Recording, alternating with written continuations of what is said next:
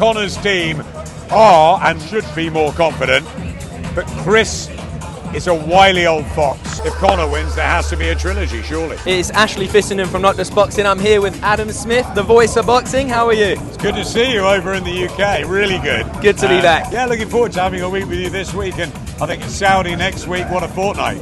I know, it's a great 2 weeks for boxing. Let's jump straight into it. It's the rematch. Conor Benn's looking bigger.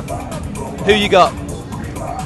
Look, I think it's a really fascinating encounter. The first fight was a pulsating war over 12 rounds. I mean, after all we were here for the media rivals and, of course, the workouts, etc., all week.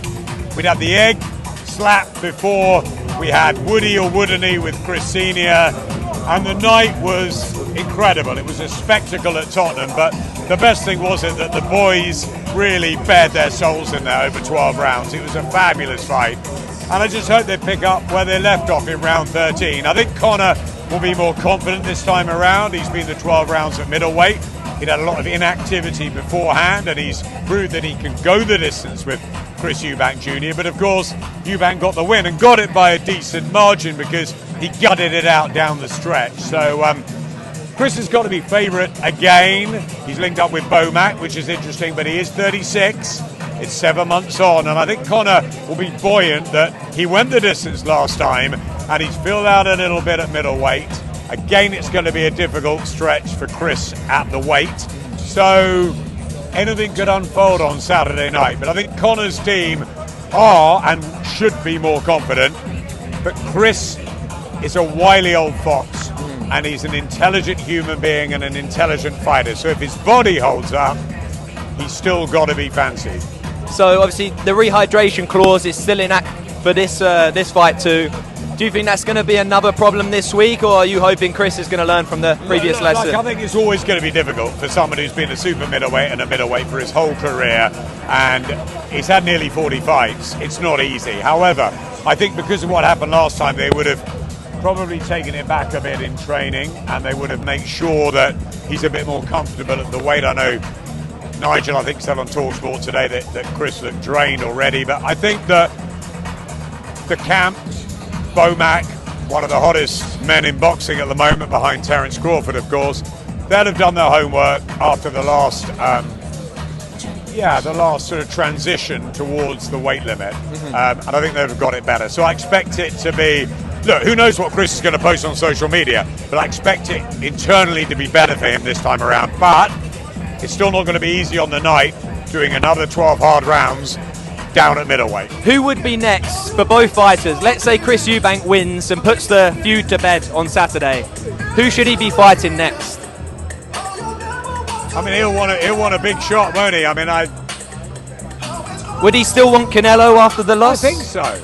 I mean, if he's in the same camp as Terence Crawford with Bomac, or he's made that decision to, so yeah, he'd fancy the Canelo fight. He'd love the Canelo fight. It's a big money fight, and it's a huge name, and it will be terrific for him if he could do that. If he puts it to bed, if it's 2-0, he can move on to that, or call it a day. It's up to him. He's having twins. He's had a great career. Depends whether he wants another big money fight. If Conor wins, there has to be a trilogy, surely. Yeah, I'm guessing there would be. Yeah, and if Conor loses, he can go back down to super welter, even welter. I mean, there's big opportunities out there for him. He's only 29. But I think, yeah, if you're writing the story, the tale unfolding, you want it to be one apiece and there to be a third fight in 2026. But boxing has a weird way of not working like that. Rematches often go the same way, sometimes even more dramatically. But as we saw with Fury and Wilder, that draw, okay, most people thought Fury won the first fight, destroyed Deontay the second fight. Riddick Bowe and Evander Holyfield had that first fight where Bowe won the second fight. The fan man came in, it was lunacy. Evander Holyfield was fitter down the stretch and he came through, so you never know what's going to happen. But Chris's dad, of course, had a rematch with Steve Collins as well as Nigel Benn, and the first time he was spooked, and the second time he was out-hustled and outworked. So, yeah, that went the same way. Maybe that's an omen for Saturday night. Eubank ×2. Conor Benn will fancy his chances this time, I think. I think there'll be more confidence, more attitude with the Ben camp, but he's got to listen to Tony Sims.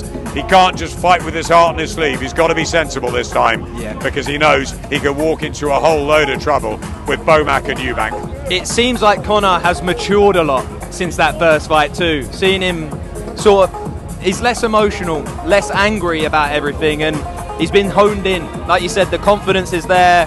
Even though he lost, it wasn't a loss.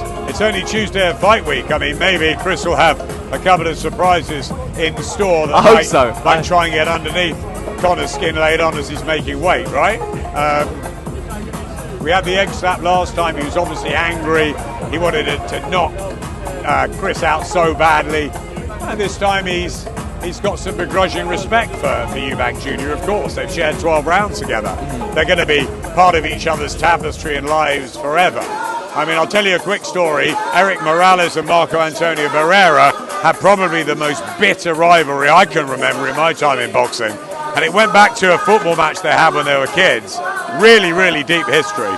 And after their 3 fights, they wouldn't talk to each other. So no sort of ceremonial tours or talk shows or any of that. You know what got them together again? Their wives. And now they all go out for dinner, the 4 of them. So sometimes it's the good ladies by them that make sure that everything's sort of said and done. I think when you've shared something in the ring together and you've made history together, Frotch and Groves are never going to be best mates, but they get on with each other now because of what they've been through, and they can smile about it and they can look back about it, and they sort of made each other in a way. I mean, Carl would argue that he made himself, but you know what I mean. And I think that Ben and Eubank's names will forever be fused together in boxing and in sporting history. So we know that the 2 of them in 10 years' time are going to be doing the odd talk show together. So can you imagine them on Gogglebox? Yeah, I think that'll be great fun. I mean, look, you have to have some bitterness and needle and spite, and you've got to want to win badly when you're a professional. When it's all said and done, and the pipe's out and the slippers are on, then maybe there can be a sort of simmering and some recollection and some good memories too, and I think there'll be plenty.